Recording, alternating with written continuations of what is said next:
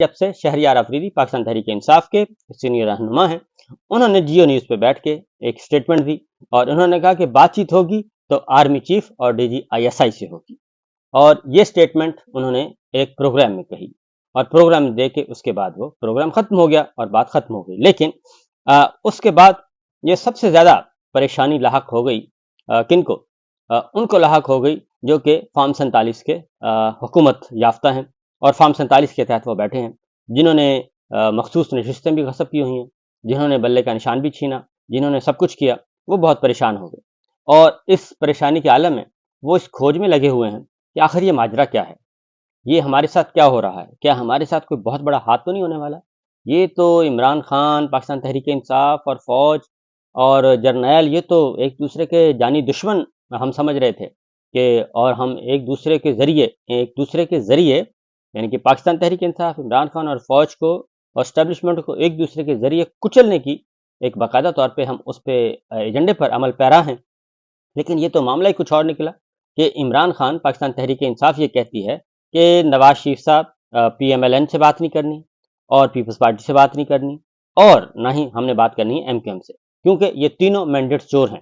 اور یہ فارم 47 کی پیداوار ہے، لہٰذا ہم نے ان سے بات نہیں کرنی، پی ڈی ایم 1 سے بھی بات نہیں کرنی، پی ڈی ایم 2 سے بھی بات نہیں کرنی۔ لیکن دوسری جانب شہریار افریدی آ کے کہتے ہیں کہ ہم آرمی چیف اور D G I S I سے بات کریں گے اور انہی سے بات چیت کریں گے اور انہی سے مذاکرات کریں گے۔ یہ خبر جو ہے وہ یوں سمجھیں کہ ایک اسکائی لیب ایک دفعہ پوری دنیا میں مشہور ہوا تھا کہ اسکائی لیب گرنے والا کہیں نہ کہیں اور بہت ہی شوشہ ہوا تھا، تو اگر عصر حاضر میں تو اس کو آپ اسکڈ میزائل کہہ لیں، آپ اس کو بیلسٹک میزائل کہہ لیں، تو اس طریقے سے آ کے یہ سرجیکل سٹرائک کہیں نہ کہیں وہ کہتے ہیں یا تو جاتی عمرہ میں سرجیکل سٹرائک ہو رہی ہے یا پھر کراچی میں ہو رہی ہے، تو لہٰذا سب سے زیادہ مسائل جو ہیں وہ فوری مسلم لیگ نواز کو پیدا ہوئے اور ہمارے انتہائی بہت ہی اچھے ٹی وی چینل کو مسائل پیدا ہوئے، اور اس ٹی وی چینل نے اس بارے میں سب سے زیادہ جو خبریں ہیں، سب سے زیادہ خبریں وہ تلاش کر رہا ہے کہ بھئی مسئلہ کیا ہے، اور اسی پہ تگ و دو کر رہے ہیں اور دھڑا دھڑ سٹیٹمنٹس لے رہے ہیں، دھڑا دھڑ انٹرویو کر رہے ہیں اور پھر آدھی بات کو پوری بات اور پوری بات کو آدھی بات کر کے بیان کر رہے ہیں۔ تو میں آپ کے سامنے کچھ چیزیں رکھتا ہوں کیونکہ یہ عمران خان کا ایک ٹوسٹ ہے، عمران خان کی ایک بال کروائی ہے، انہوں نے گوگلی بال کروائی ہے اور ان سوئنگ آؤٹ سوئنگ اس کو سمجھنے کی کوشش کر رہے ہیں کہ یار یہ ماجرا کیا ہے، ہمارے ساتھ تو گڑبڑ ہو رہی ہے اور اس گڑبڑ کو سمجھنا چاہیے۔ تو بہرحال کیونکہ ایک طرف آل پاکستان وکلا کنونشن ہو چکا ہے، میں نے آپ کو بتایا کہ کل سوابی میں علیمہ خان صاحبہ گئیں اور علیمہ خان صاحبہ نے وہاں پہ تقریر کی اور سوابی انٹرچینج اور سوابی میں ایک لانگ مارچ کی تیاری کی جا رہی ہے اور وہاں پہ ایک دھرنا آہستہ آہستہ وہاں پہ اسٹیبلش ہو رہا ہے، اور علیمہ خان گئی ہیں اور انہوں نے جا کے وہاں پہ خطاب کیا ہے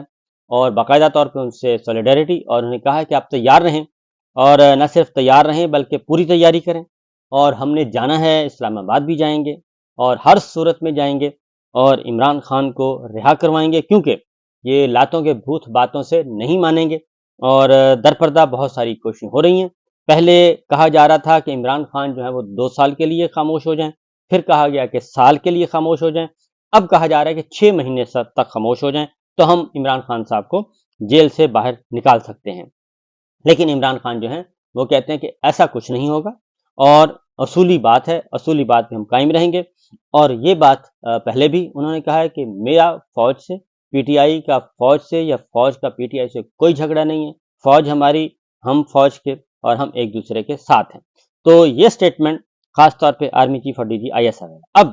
عرفان صدیقی صاحب باری باری کہتے ہیں جی، عرفان صدیقی صاحب جو ہیں وہ انہوں نے یہ کہا، انہوں نے کہا جی آپ دیکھیں عمران خان جو ہیں وہ بات کر مولانا فضل الرحمان صاحب سے بھی بات کر رہے ہیں، اچک زئی صاحب کو بھی انہوں نے صدر بنا دیا، صدارتی امیدوار بنا دیا، متحدہ اپوزیشن بنا لی، اچک زئی کو انہوں نے صدر بنا دیا، تو اگر اچک زئی سے بات ہو سکتی ہے، ان کو صدارتی امیدوار بنایا جا سکتا ہے، مولانا فضل الرحمان سے بات ہو سکتی، تو انہوں نے کہا جی ہمارے ساتھ بات کیوں نہیں ہو سکتی۔ اب اس کے بعد شبلی فراز صاحب نے بھی ایک پازیٹیو سٹیٹمنٹ دے دی، لیکن علی ظفر صاحب نے کہا کہ نہیں، سوال ہی پیدا نہیں ہوتا، پہلے ذرا آپ ہمارا مینڈیٹ واپس تو کریں اور ہماری مخصوص نشستیں واپس کریں، اور اس کے بعد جو جھوٹے بے بنیاد مقدمات ہیں وہ بند کریں، وہ ختم کریں، کیونکہ آپ لوگ تو وہ ہیں جنہوں نے پی ڈی ایم 1 بن کے پاکستان تحریک انصاف پاکستان کے عوام پہ ظلم کیا اور ابھی تک بھی جیلوں میں ہمارے رہنما موجود ہیں۔ اب وہی عرفان صدیقی صاحب کہہ رہے ہیں کہ پی ٹی آئی بتائے چاہتی کیا ہے، انہیں این او سی مل جائے تو ہم حاضر ہیں۔ یعنی اب وہ اس کھوج میں ہیں، کیونکہ جو عرفان صدیقی صاحب نے میں نے آپ کو بتایا کہ یہ آرمی چیف عاصم منیر صاحب اور نواز شریف صاحب کے درمیان رابطے کا ایک اہم ترین ذریعہ ہیں، اور انہی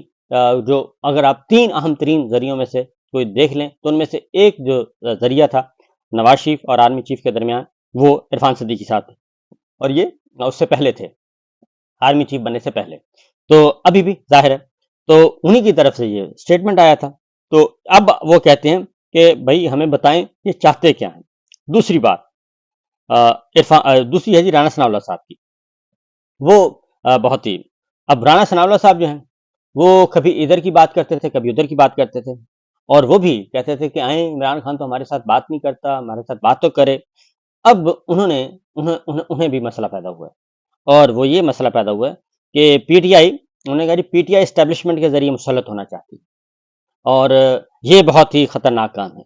اور انہوں نے خاص طور پہ رانا ثناء اللہ صاحب نے کہا کہ پاکستان تحریک انصاف اسٹیبلشمنٹ کے ذریعے مسلط ہونا چاہتی ہے، اور پاکستان تحریک انصاف کی کوئی سوچ سیاسی نہیں ہے، وہ اسٹیبلشمنٹ کے ساتھ رابطہ کرنا چاہتی ہے، اسٹیبلشمنٹ کے ذریعے آنا چاہتی ہے، اور یہ درست نہیں ہے، اور اسٹیبلشمنٹ ان کا ہتھیار ہے، اور یہ پھر مسلط ہو جائیں گے اسٹیبلشمنٹ کے ذریعے۔ تو اسٹیبلشمنٹ یہ اسٹیبلشمنٹ یہ رانا ثناء اللہ صاحب کہہ رہے ہیں، ٹھیک ہے جی۔ اور یہ حقیقت حال میں آپ کو بتا دوں کہ رانا ثناء اللہ صاحب جو ہیں وہ اب ذرا پریشان ہیں۔ اس کے بعد اگلا عرفان صدیقی صاحب کو سنا دیا، رانا ثناء اللہ صاحب کو سنا دیا، اب ذرا خواجہ سعد رفیق صاحب، مسلم لیگ نواز اگین، وہ کہتے ہیں کہ عمران کا وتیرہ ہے ایک ہاتھ گریبان دوسرا پیروں پر ہوتا ہے۔ حالانکہ یہ وتیرہ جو ہے یہ مسلم لیگ نواز شریف صاحب کے بارے میں کہا جاتا ہے، اور چودھری اعتزاز احسن صاحب نے یہ تاریخی تقریر کی تھی کہ جو نواز شریف صاحب ہیں یا شریف فیملی ہے، جب ان پہ مشکل وقت آتا ہے تو یہ پاؤں پکڑتے ہیں، جب ان پہ آسانی آتی ہے تو یہ گریبان پکڑتے ہیں۔ اور انہوں نے چودھری اعتزاز احسن صاحب نے یہ کہا تھا، اور پھر ویسا ہی ہوا، اور وہی کچھ ہوا تھا، اور اس کا پھر نتیجہ اعتزاز احسن صاحب نے بتایا تھا پیپلز پارٹی کو، جب ان کے پیٹھ پیچھے چھرا گھومپا گیا تو زرداری صاحب نے بھی یہ بات مان لی تھی کہ واقعتاً یہ بات صحیح ہے۔ تو اب خواجہ سعد رفیق صاحب کہتے ہیں کہ پاکستان تحریک انصاف کے رہنما شہریار افریدی فوجی قیادت سے براہ راست مذاکرات پر انہوں نے کہا کہ بلا تھیلے سے باہر آ جائے، بلی تھیلے سے باہر آ گئی خواجہ سعد رفیق صاحب، اور نواز شریف کے بارے میں اکثر چاہتی ہے وہ جماعت کی ذمہ داریاں سنبھالیں، اور فوج سے جلد بات کریں گے، اس بیان سے بلی تھیلے سے باہر آ گئی ہے۔ بانی P T I Imran Khan کا وتیرہ ہے کہ ایک ہاتھ گریبان اور دوسرا پیروں پر ہوتا ہے۔